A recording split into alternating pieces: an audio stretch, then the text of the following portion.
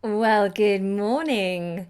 Welcome to another vidcast here with me, Anna English, on English Like a Native. Today is episode 3 of the Advanced English vidcast.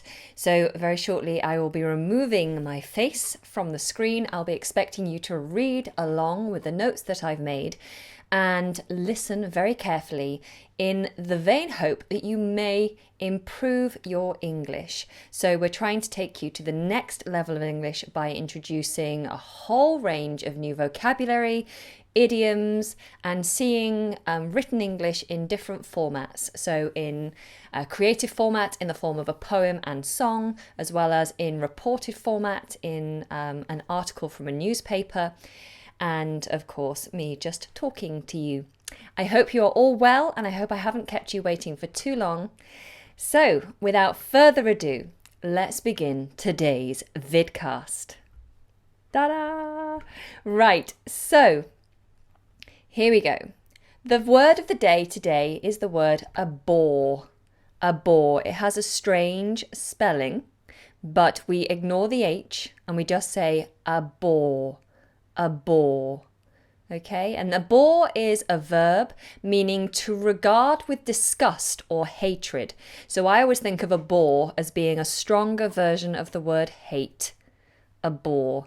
And the example sentence I've given here is, they both abhorred the consumption of alcohol. To consume something is to put it in your mouth and swallow it. You consume alcohol, you consume food. You even yes, I think you can consume television. Actually, no, it's not something you put in your mouth. It's something that you experience. Ignore me. So they both abhorred the consumption of alcohol. Now, I want you to try and use the word abhor at least 3 times today. Okay? So try to figure out ways that you can get it into your daily conversations, or even if you're saying it to yourself, just try to use the word abhor. I'm going to look up the definition of consume now so that I don't confuse anyone. So yes, you see, the definition of consume is to eat or drink, which is what I was saying, but also to ingest. Now, ingest is to put something in your mouth and swallow it, but you can also consume goods because we are consumers. So like I was saying, you can consume anything that you buy or enjoy, you consume it. All right, so sorry if I confused you there. It confused me. Right, so abhor. Try to get that in 3 times. Then we're going to move on to today's riddle. Now, the riddle I will give the answer to at the end. I quite enjoyed this one. I thought this was quite an interesting riddle.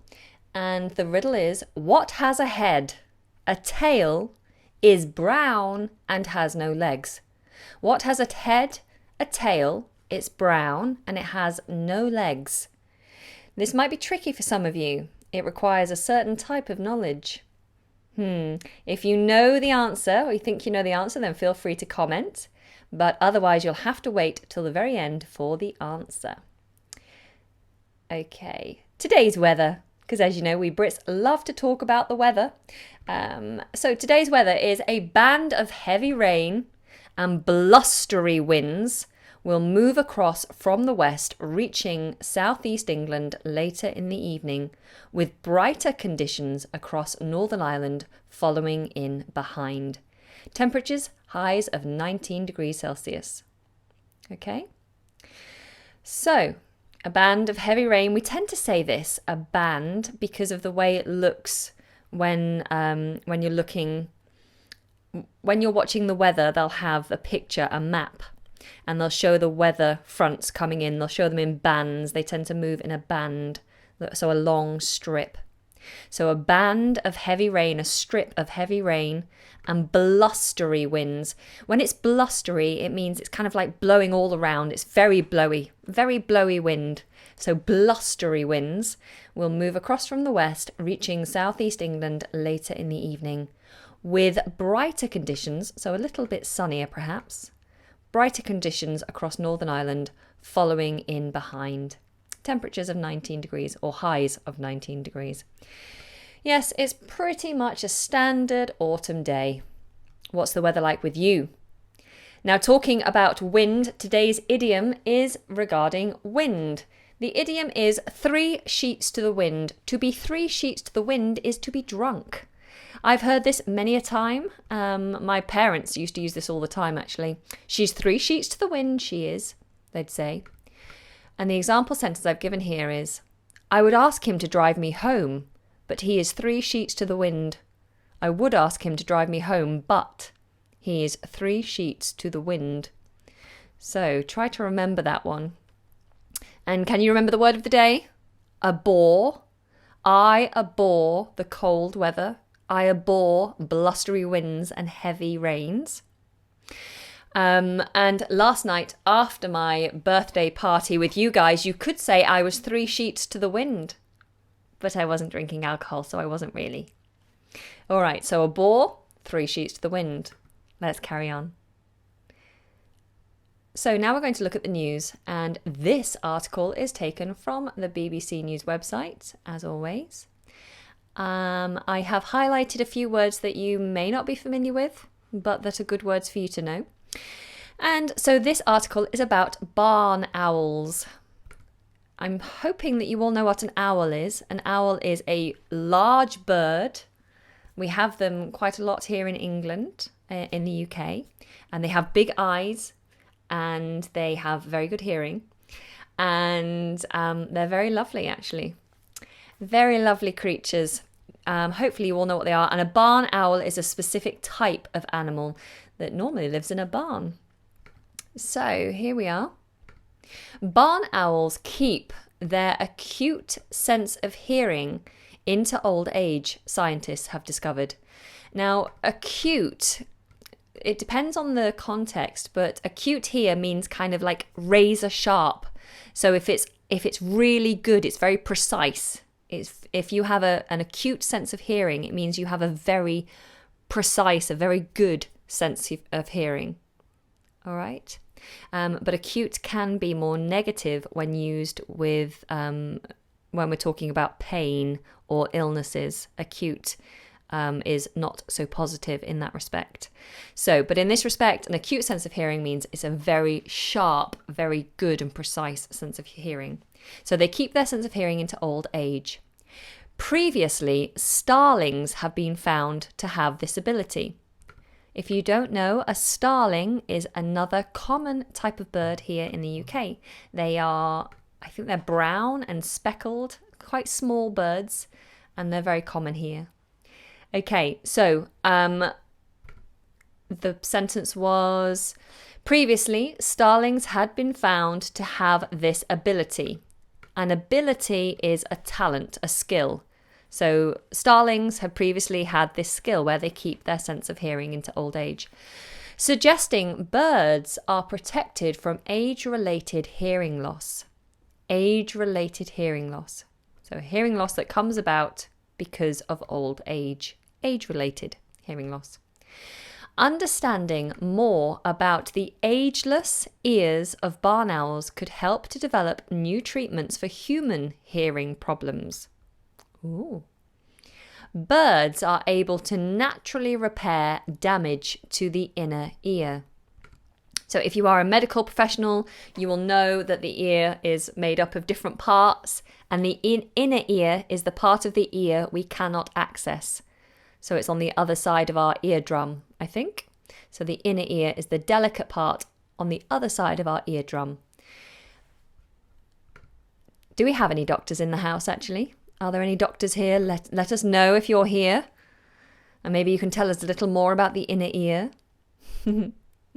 Okay, so George Klump of the University of Oldenburg, Germany, a researcher on the study, says owls keep their hearing into very old age.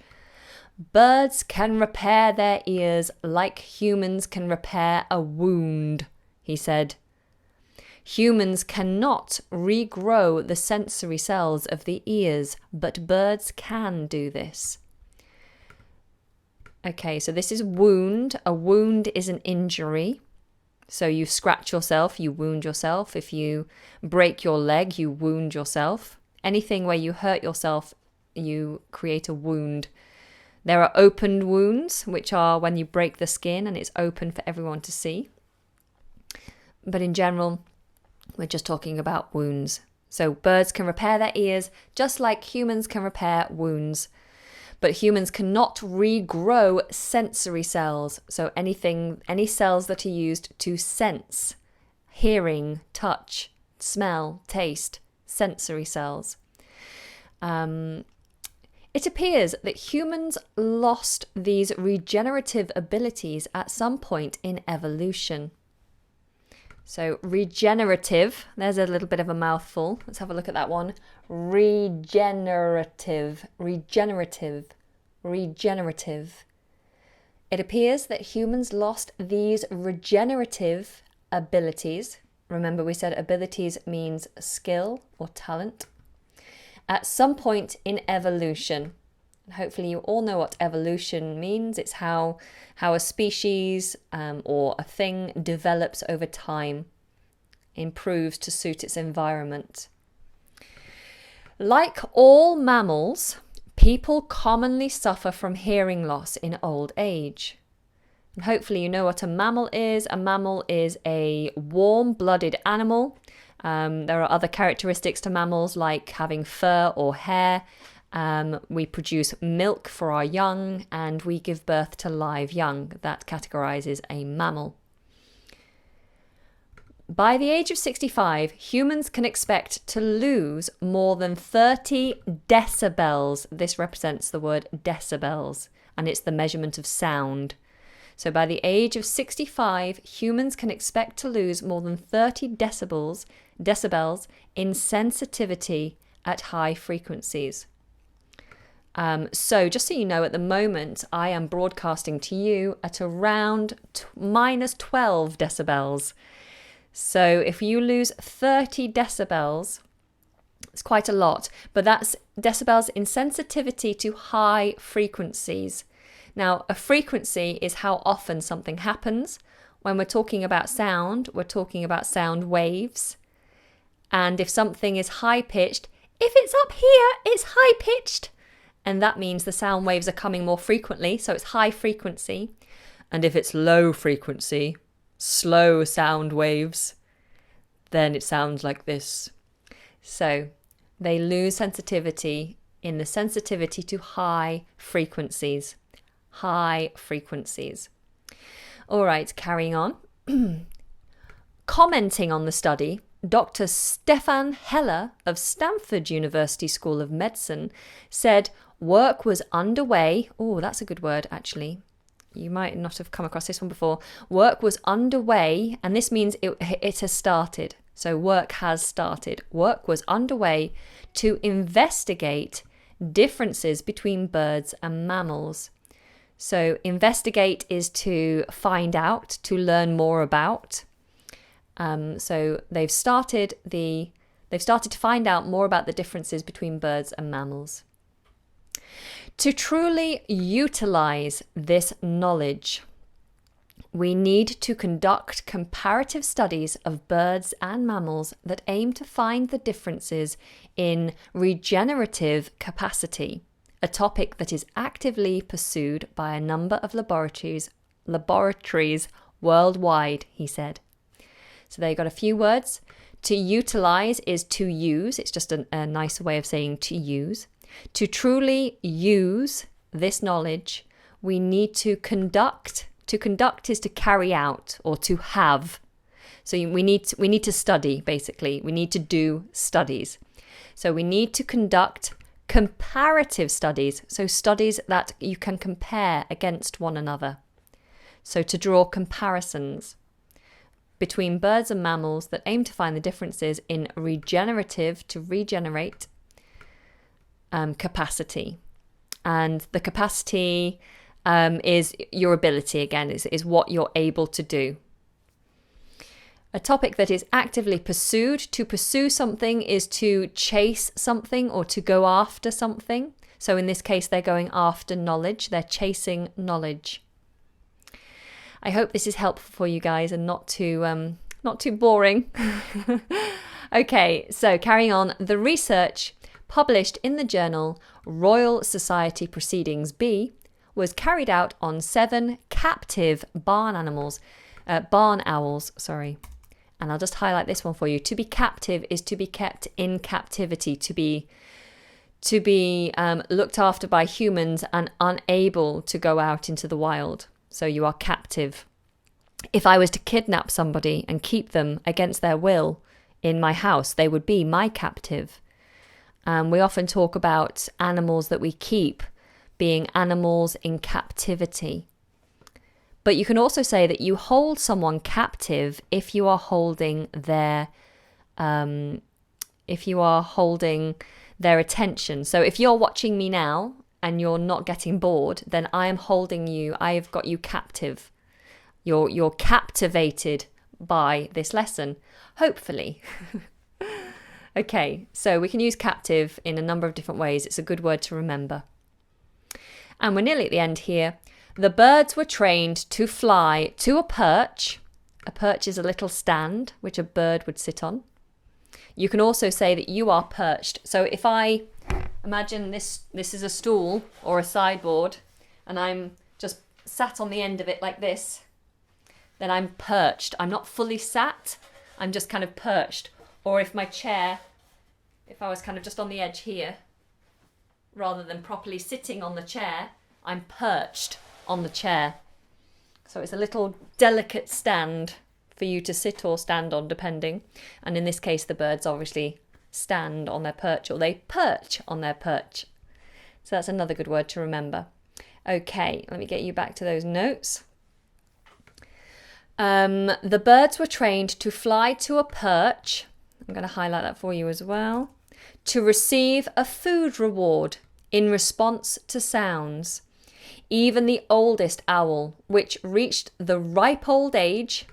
We use this a lot when someone is quite old. We say the ripe old age. It means it's a good old age to be. The ripe old age of 23. Gosh, they don't live long, do they? Showed signs of no age-related hearing loss. Barn owls typically, this means it's their habit, it's what they usually do. Barn owls typically only live to the age of 3 or 4 in the wild. The birds rely on their hearing to hunt prey at night. Okay, fabulous. So I hope you found that helpful.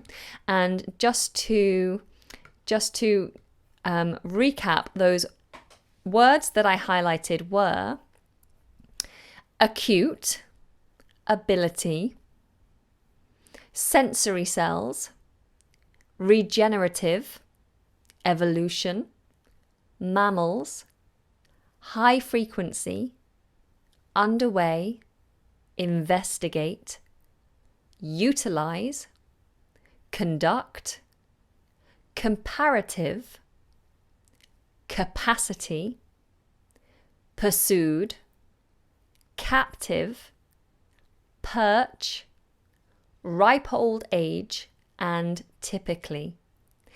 Okay, I hope you're all still with me and you're not going, oh, one of you said, I feel like I'm losing my English. Please don't worry.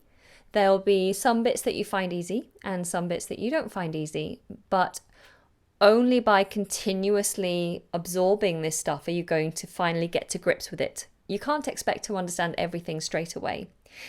I will still read the newspaper and I will still listen to the news, and sometimes I can't explain exactly what every single word means, but I get the gist. Now, to get the gist is to understand generally what the subject is. I generally understand. I get the meaning. I get the gist, even though I don't know specifically all the little words. And even now I am learning. So today, the word acute, I've only known the word acute to mean something negative. So if you have acute stomachache, it means you have very bad stomachache. So when you say I have an acute sense of hearing, I knew that an acute sense of hearing means a good sense of hearing, but I didn't understand why we use the word acute. And it's because sometimes acute means razor sharp. So even now I'm learning, so please don't panic. I'm here to help you and to help myself to improve my English too. Okay, let's carry on. So now we are going to move on to a more creative section of the vidcast, we're going to move on to the poems. Now, last week we looked at Shakespeare. And if you did miss that one, then please do go back. I've put a link to the previous vidcast down below, so do go and catch up on them because I think these lessons are particularly helpful. But before we move on to the poems, I would ask you, if you are sat right in front of your computer or your phone right now, then please do me a huge favour and just click on that share button and share this with someone who might find it interesting, or just in general with one of your social media platforms. That would be very kind of you. Thank you. Okie dokie. So today I've jumped back to Mr. Roald Dahl, who is one of my favourite writers. He writes some incredible books as well as poetry, and he's very funny. It's one of my childhood favourites. And hopefully you will find today's poem just as fun. It's based on the story of Little Red Riding Hood. Now, I know that these old fairy tales, like Little Red Riding Hood, Three Little Pigs, all these kind of old stories you're told as a child, I know that they're usually told around the world, so everyone has a slightly different version, but they still are essentially the same fairy tale. And the fairy tale of Little Red Riding Hood and the Wolf is quite a famous one. But this is Roald Dahl's take on it. So, Little Red Riding Hood and the Wolf by Roald Dahl.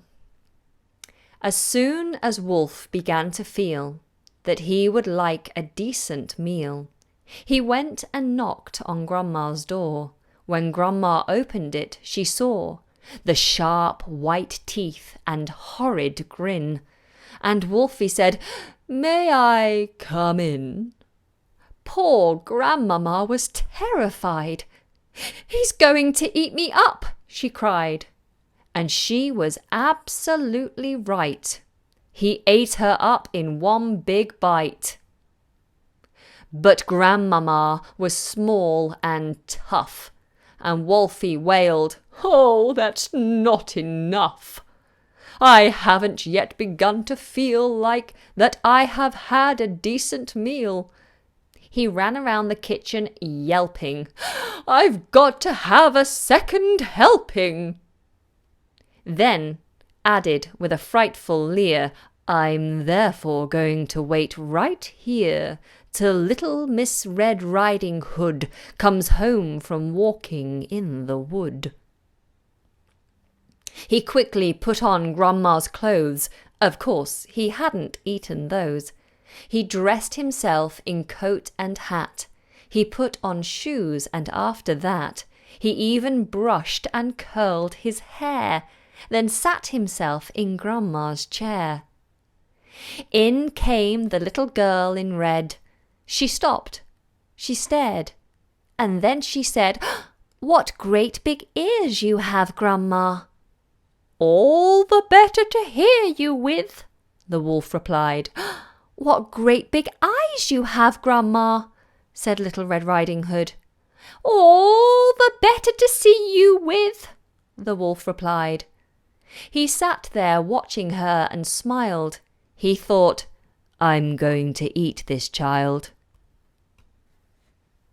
Compared with her old grandmama, she's going to taste like caviar. Then Little Red Riding Hood said, "But Grandma, what a lovely great big furry coat you have on." "That's wrong," cried Wolf. "Have you forgot to tell me what big teeth I've got?"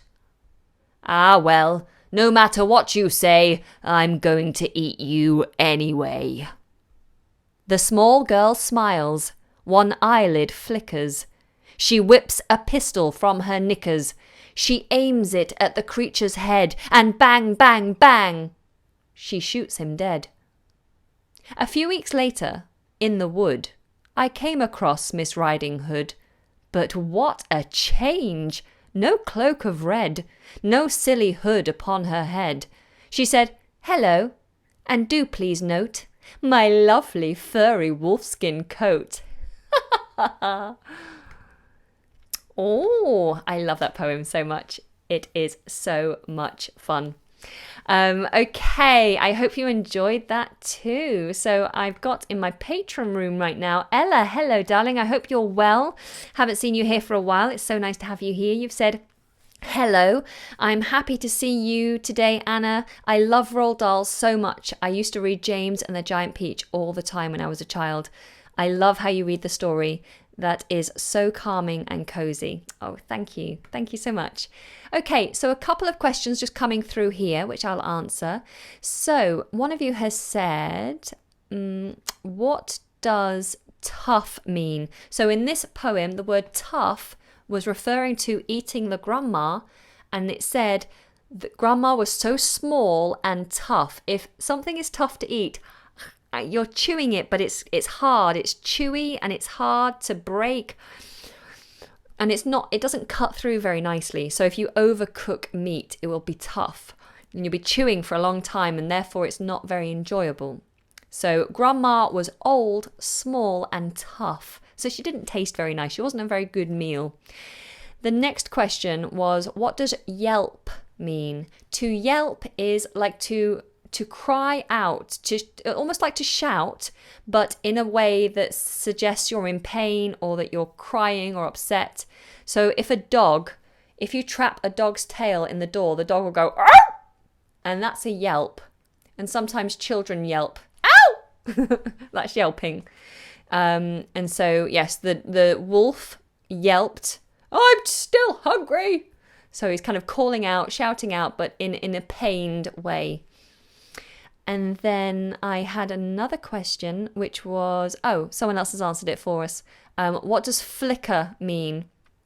To flicker is, so if this light was to turn on and off, it would flicker. Let me show you.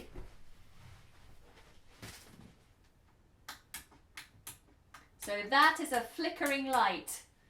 It would have to happen much faster than that, but it flickers. So when you light a candle, the flame usually will flicker. It's not normally solid flame because there's usually a little draft of air coming through that will make the candle kind of go brighter and duller and flicker. So it flickers. Okay, so it's that kind of movement to flick. And what they were talking about was flickering the eyelid. Was it the eyelid that was flickering? So I would imagine it's kind of like a flutter, like this. Like a little momentary movement in the eye. All right, so any more questions on that poem? I can't see, so I'm going to carry on. Lovely. Sorry, I just got one more question here. No comment, sorry, from Ella. I didn't know that version of the story. We have that fairy tale in Germany too. It's called, I'm not even going to try and say that, Rotkäppchen. My German is terrible. I believe it's originally a German tale told by the Grimm's brothers. Yes, I agree with you, Ella. I think it is a Grimm's brothers tale. And Roald Dahl's version is obviously an alternative ending. Wonderful. Okay, so back to the session. Now it's time for a sing-along. So I hope you're all in good voice. And if you're not, it doesn't matter. So I'm going to sing with you now this song called Lean on Me, which has been performed by Bill Withers, who's a wonderful singer. Now, I'm not here to entertain you with my singing. I'm literally doing this to show you that learning English with music is a really great method. What happens when you sing a song is it activates a different part of your brain. A part of your brain that is an easy pathway into long-term memory. So you'll always remember music for a much longer time than you'll remember words. So if you can put words on top of the music, you will learn a lot faster and you will learn more for the long term. So learning with music is a great method. So I'm going to do my very best with this song. I was actually struggling with this song this morning. I find it hard to sing a cappella without music, but we'll sing it together. So sing it with me, read along. Hopefully you know the tune. So let's do it. So we've got ah la la la la. Sometimes in our lives we all have pain, we all have sorrow, but if we are wise, days. We know that there's always tomorrow. Lean on me when you're not strong, and I'll be your friend. I'll help you carry on, for it won't be long till I'm gonna need somebody to lean on. Please swallow your pride, and if I have faith, you need to borrow, for no one can fill those of your needs that you won't let show. You just call on me, brother, when you need a hand. We all need somebody to lean on. I just might have a problem that you'll understand. We all need somebody to lean on. Lean on me when you're not strong, and I'll be your friend. I'll help you carry on, for it won't be long till I'm gonna need somebody to lean on. Oh, it's so scary singing without music. I always just want to choke and cough when I'm doing that for you. I do hope that you were singing along with me. Let me know in the comments if you were. And if you did find that helpful, or maybe you found it a little hard, why not scroll back and do it again? Because like I've said, learning phrasing, learning pronunciation even, because most songs you'll hear are sung with American accents, but that's fine. You know, we can learn British English or American English as long as we're speaking in a way that can be understood. It doesn't matter which accent you have. So learning songs just helps you with that sentence structure, remembering certain vocabulary, and it just gets you into that kind of melody of English. Okay, and I think that was quite a good song, actually. Lean on me. I'm going to help you, and I'll lean on you to be supportive when I mess up, because I mess up all the time. I'm a native. We natives always make mistakes. Okay, so now it's time to tell a joke. Ta-da! So the joke is, I'm going to just hide the punchline so I don't give it away. Hang on, let me hide it. Okay, so the joke is this. A boy complains to his father, "You told me to put a potato in my swimming trunks. You said it would impress the girls at the pool, but you forgot to mention one thing." Now, just so you know, trunks, swimming trunks are what boys wear to swim. You know, the little, like, pants, like underpants type things, or like almost somewhere like shorts. So you told me to put a potato in my swimming trunks. You said it would impress the girls at the pool. Oh, but you forgot to mention one thing, the father says. Really? What? The boy says, that the potato should go in the front. I hope you found that as funny as I did, because obviously, I mean, if I have to explain the joke, it's not funny, but if you don't understand the joke, the father told him to put a potato in his trunks to impress the girls, because it would look like he had large genitals, and the girls would be like, "Oh, look at him." But the father forgot to say to put the potato in the front, not in the back. And the boy obviously put the potato in the back, and it looked like he'd had a little accident and pooped himself. I thought that was quite funny. Ella says, "Is it your birthday today?" No, I had a birthday party yesterday live. And if you missed my birthday party, then please do have a look. The lesson is always going to be available on the channel. So come to my birthday party and learn about birthdays in the UK. Sing happy birthday with me. And yes, it was really good fun. So the stuff is still up, because actually my real birthday is next Wednesday, but I will be out of the country, and so I won't be able to broadcast live. And so I had my party with you guys yesterday, and And yeah, next week will be my actual birthday, and I will be in the beautiful Italy celebrating. So that brings us to the end of our vidcast. And just to remind you that the riddle I set at the beginning was this. What has a head, a tail, is brown and has no legs? Some of you I saw had the right answer. And the answer is a penny. A penny. So a penny has heads. A penny has a head, it has a tail, it's brown, and it has no legs, of course. So, if you're not familiar, heads and tails on one side of a coin. I'll show you actually. Let me get a penny. Hang on.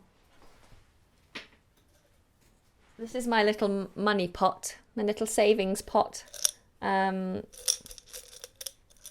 here I have a penny. So that's a 1 pence piece, 1 penny. It's brown, obviously it has no legs. And on that side will be a picture of something. It's different for every penny is different. And then on the other side is always the Queen's head. It's always the Queen's head. So we normally when we're flicking a coin to make a decision, you'll say heads or tails.